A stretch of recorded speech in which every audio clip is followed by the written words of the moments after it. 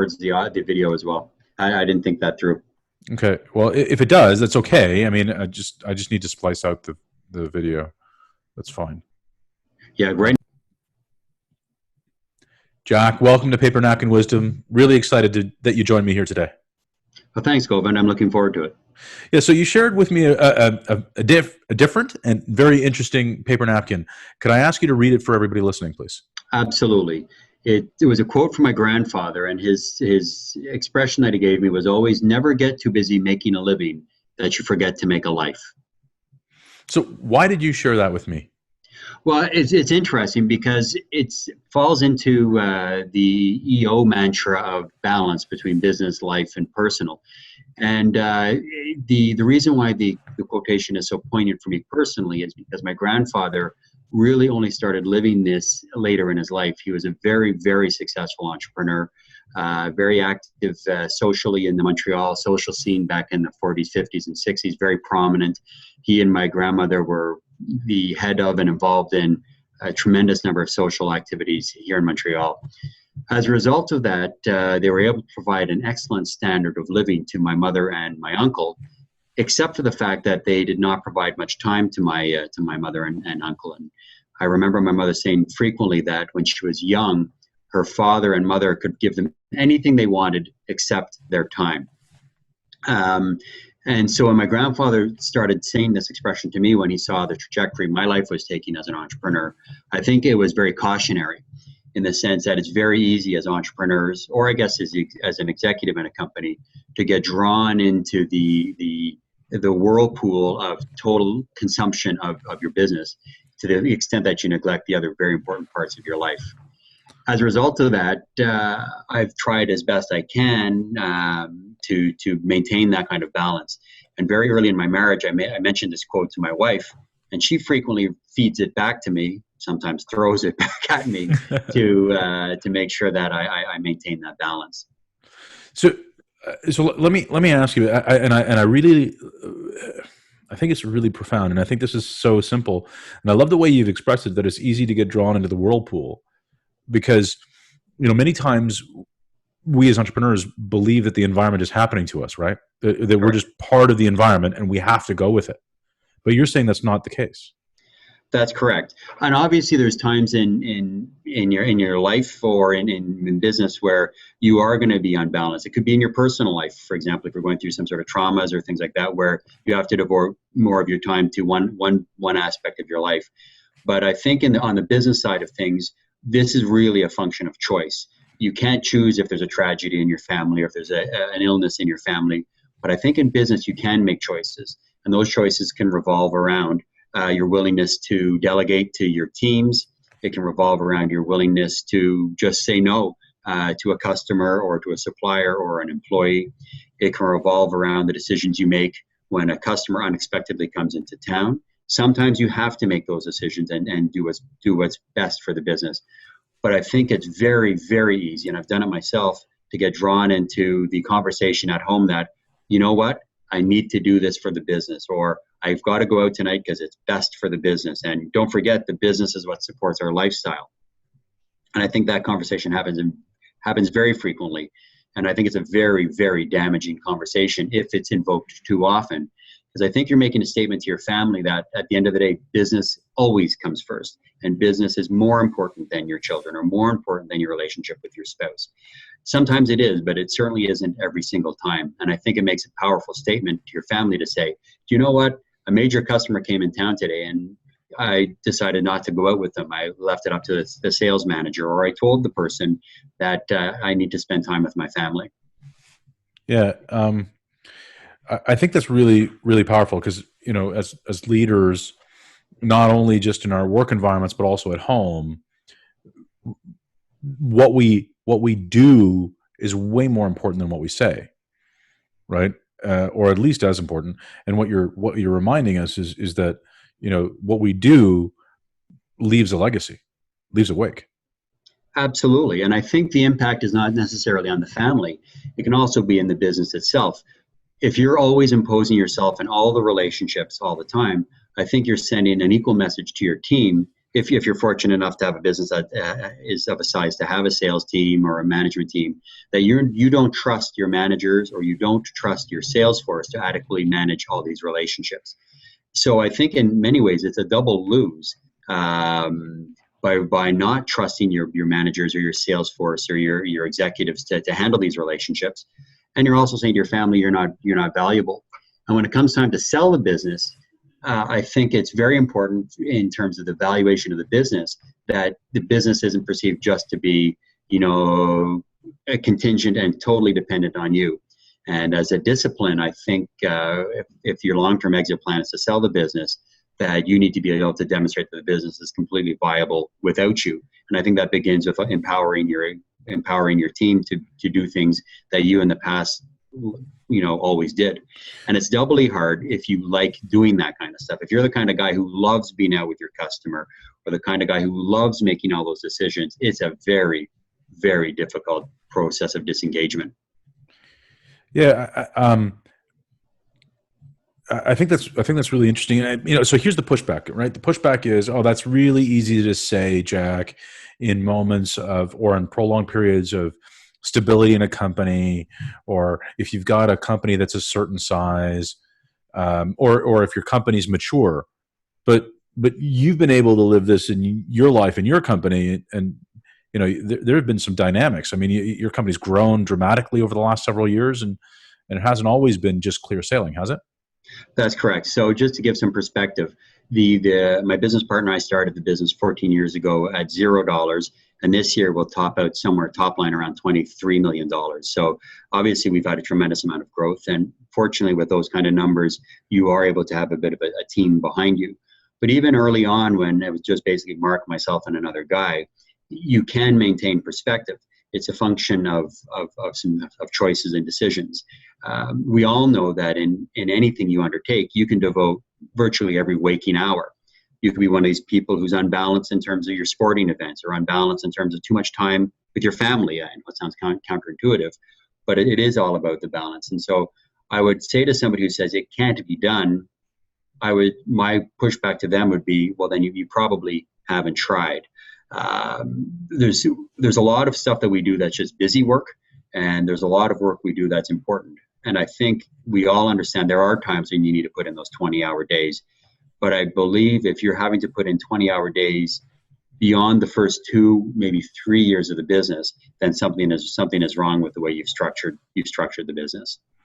Yeah, and I understand that there's seasons as well, right? I mean, there are seasons where sometimes we do have to immerse ourselves, but I love this notion that if you're saying that it can't be done, you just haven't tried. I agree.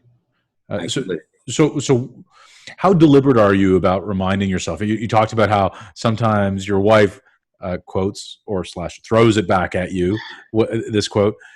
How do you make it part of your intentional every day that you remind yourself to make a life? I guess I'm lucky, and I know it's a cliche, but I in my case, I know it's absolutely true. I really enjoy being with my family. I've got great kids. I've got a great wife, so that makes it easy. But even if your balance is something other than maybe your family, it's a sporting event. And I think what it is when something comes up that takes me outside the usual amount of time I'm prepared to allocate to business, I make the decision in terms of, is this more important to me and more important to my overall goals than spending time with my wife or my kids or doing the event with myself. And I think it's easy to always say that, business comes first. And it's easy to opt in for that, to make that choice. Well, I've got to spend time on growing the business. But you know what? The first time you say no to somebody is very difficult, and there's a lot of guilt. The second time, there's a little bit less. The third time, less, etc. And so I think it's a function of habits and comfort levels of just imposing the discipline on yourself. I'm gonna say no, and it might be something as simple that, this week I've got 4 nights out. Next week I'm only going to spend 3 nights out, and gradually train yourself. I can assure you from my own personal experience, the time I spend away from the business is actually the time when I've actually been able to think about the business and come up with some things that have grown the business. When my partner and I have done our business retreats away from the day-to-day, is when we've actually had some of our best, and to be perfectly honest, some of our most disastrous, innovative ideas. But at least the creativity flows. Yeah, so I think it's interesting, right? I mean, you're also talking about the step back from the business gives you the opportunity to gain that perspective from a whole different lens, right? I know that sometimes I can never find the solution to a problem when I sit there and work at it and work at it and work at it, but the solution comes when I'm off doing something else. It's completely unrelated. Absolutely, and I'm not a psychologist or anybody who's expert in the way our neurotransmitters work. But I completely agree with that in the sense that when your brain is busy doing other things, you really do get a chance to process in the background with some of the other parts of your mind and come up with some very creative and neat stuff. Certainly, that's been my experience, and I think you and I both know numerous entrepreneurs who feel exactly the same way. That a key to make your business successful is you have to get away from the business from time to time. And the best way to do that is to help build some of the other pillars in your life. Yeah, and let me go back to the source of this, right? Your grandfather talked about how it reminded you when he started to see your career trajectory of this lesson that he felt that he learned too late. How did that come up in your upbringing? Because your mother was on the other side of that she said that she could get anything but their time. How did that play out for you growing up? Did you see something different? I grew up in a family of very hardworking people. My mom was earlier in my life was a stay-at-home mother, but she was very, very involved in all aspects of the community. My dad was an executive with Air Canada back when it was a Crown Corporation, and so he spent a tremendous amount of time at work. But then the rest of the time, he was very involved in hockey, scouting, etc., and with the kids. My sister, my brother, and I in our lives, as was my mother. And I don't believe my mother and my uncle ever had that conversation with their parents, because they were of the generation where kids would be seen and not heard, where it was very much expected that the father and the mother did their own thing, and they're of the generation of you go out, you volunteer, you do what you have to do, and the children are sort of a decoration, if you will. I think what happened is I started my first business when I was 17, and my grandfather could see the trajectory and the amount of time and effort I was putting into the business, and I was going to school, etc. And I think that's what triggered that conversation. I do not believe it was triggered by any conversation of impact with my mother and my uncle with him. I think this is just the reflection he had as an older gentleman looking back on his life. I don't believe he had any regrets in his life except about the fact that he probably did not spend the time he should have with his kids.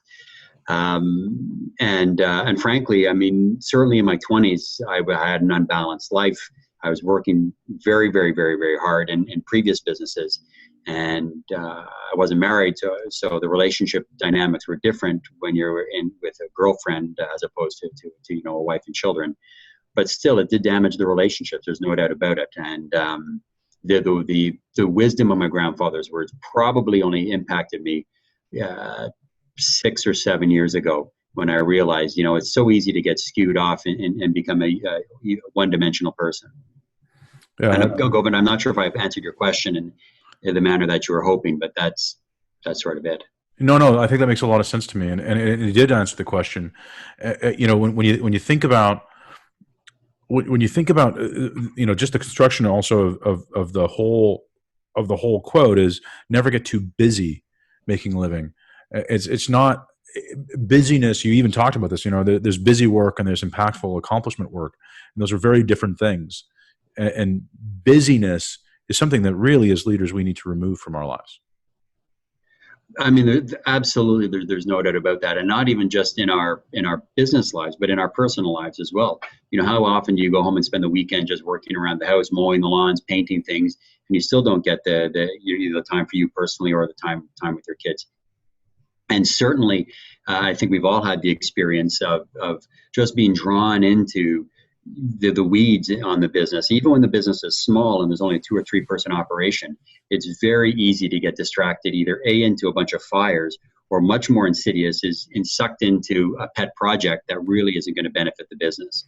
We all have the things we love to do, and very often those things we love to do generally don't benefit the business as impactfully as taking the time and discipline to look at what really needs to be done in the short and medium term to benefit and grow the business. That's equally dangerous busy work as is just the stuff that we all can easily identify. So how do you stay aware, and how are you reminding yourself to beware of that busy, dangerous work, that piece? I'm a sucker for that stuff. I like technologies. I'm very involved with the IT side of the business, and frankly, given my role in the business, it's really probably not a prudent use of my time to be spending time in the details of programming queries for SAP and things like that. Fortunately, because I really have tried to spend no more than 50 hours a week, maybe 55 hours a week in the business. And when I go home, I do spend my time with the family. It's just the discipline of saying I'm going to spend the 55 hours has helped me stay focused. But I very easily slip into the things that are not beneficial. And then every once in a while, the light bulb will go off saying, Jack, is really this the best use of your time? I was very good for about 6 to 8 months, and I'm getting back to that groove of before I take any task on, of asking the question, is this going to be beneficial for the business, or is it just something that's fun? And that I find is really helpful to ask that question before any task. The other thing that I found really helpful is to schedule an amount of time in your calendar and say, okay, I'm going to spend X number of hours on this task. And once you've scheduled it in and you write down and schedule the task, then you realize this is trivial. If I'm going to take the time to spend 2 hours on something and put it in my agenda, and you look at your agenda and say, that's a trivial use of my time, that is a really good discipline. Because once it's written down and you devote the time and clearly allocate the time for a task, I've found that's really been helpful in helping me stay focused on the aspects of the business that I'm good at and that are really going to help the business grow. And in the case of my business, that focuses on profitability lately. And to be honest, we've seen tremendous results in the last 3 to 6 months because of that discipline of writing things down in my outlook, saying this is the amount of time, and this is how I'm going to spend the time. Yeah, I really believe in that, and I think that discipline is a big part of that, because I believe success is earned, and it's never owned. It's something that's rented, and the rent's due every day. And I love the time blocks. I use that too, but I love the added perspective that you talk about it in terms of limiting it around the total amount of time that you have in a week, and if you're going to spend 2 hours out of the whatever your maximum is, let's call it 40 hours, and then that's a significant piece of your weekly time towards a particular task. It ought to be impactful. Yeah. Well, and I'll tell you one other thing that I've done that's really helped me save time, and you might have been the recipient of one of these. I have an auto reply on my CCs, and it basically says, I don't expect me to look at my CCs until the weekend, and don't expect any action from me on a CC. And what's been helpful is it's avoided these situations of me getting sucked into a whole bunch of cover your ass kind of email things. And like a lot of businesses, we get a lot of that, for your information, when if there was an email, I wouldn't be hearing about these incidents. So that's just one little thing that I've also done that really helps me save time. The other thing that I do is I frankly put my iPhone down when I get home, and I don't look at it until I come to work the next day. Because there's no point being home, working. You work 55 hours at the office and come home and do another 20, but you're home. That's you're deluding yourself into thinking that you've got balance. Yeah, no, that's really powerful. I think these little devices that we carry around are a real danger, as is that CC, and even worse is BCC. Oh yeah. So I totally get it, and I love that response, that auto response. Thankfully, I haven't been on the other side of that response, so I haven't been seeing you on stuff. But I think that's a really powerful discipline, because there's so many things that we get hooked into that we really shouldn't even know about. And I think that's a huge difficulty entrepreneurs face, especially the guys who've started the business, grew it from nothing. And it's so difficult to move from knowing and controlling every aspect of the business, knowing every customer, processing personally every order, and growing the business to the point where you don't know everything that's going on. You don't know the shipments, because I'm sure there's a statistic out there, but I've seen, and I know I'm sure you've seen it as well, businesses that grow to the capacity of the entrepreneur, and then they stop, and then inevitably they die. And the most difficult thing that I've ever had to do, it was coming to the realization that the people who work at Leeza, my teammates, are here with the best interests of the company at heart. Like, they are in good faith. They truly are in good faith. They want the business to succeed. And once I finally got that into my mind, especially with my managers, that these guys are trying to make decisions, if I allow them, they're going to make decisions that are often better than mine because they're slightly removed, and they're making decisions in the best interest of the business. They're not out there trying to steal from me. They're not out there trying to give away the profit. They're not out there trying to harm the business, because frankly, this is their livelihood as well. Once I got that clear in my mind, it made it very easy to hand over decision making. And I'll give you an example that literally happened this past Friday. We spend about $3 million a year on freight. It's a huge budget item for us. And my vice president of operations fired the company that was managing all this freight and all this aspect of the business without consulting me. And I was thrilled, because she did the evaluation. She's been dealing with the frustrations. She made the call. And that's a huge, huge part of our business. We're a distribution company. Proper running of freight and controlling that is a key success factor for us. And that decision was made without my involvement. And I'm very, very, very pleased and proud that she made that call. And I believe it was the right call. But it's certainly, in the old days, I would have been sucked into that, and I would have been questioning and second guessing. And I can tell you, her confidence level continues to grow with as more and more decisions get made. But I was very, very pleased. Yeah, that's fantastic, and it's a great reminder. And that's the stuff that gets you out of making a living and the busyness of making a living, and gets you back to making your life. Absolutely. Jack, I love this conversation. I'm really grateful that you shared it with me. Hopefully I can get you back again sometime. What do you think? Yeah, that'd be great, Govind, and good luck. And this is a fantastic series that you've put together. It's fantastic. Thanks so much. You too. Hey, if you liked that episode, there's a ton more like it on iTunes. Just search Paper Napkin Wisdom. Go to papernapkinwisdom.com to find the blog and pictures of all of the paper napkins. Plus, you can also follow along on Facebook. Find Paper Napkin Wisdom on Twitter at WiseNapkin. My name is Govind Jayaraman. This is Paper Napkin Wisdom. Thanks for watching. Make it a great day.